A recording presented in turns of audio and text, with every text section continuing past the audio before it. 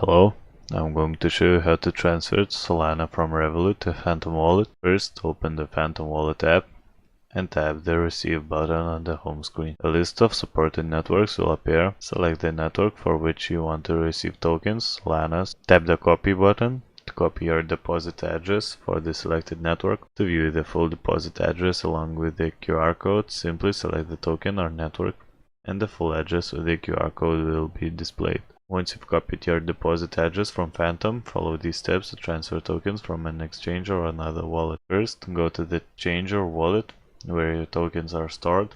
Navigate to the wallet or asset section and select the withdraw option. Choose the tokens you want to transfer.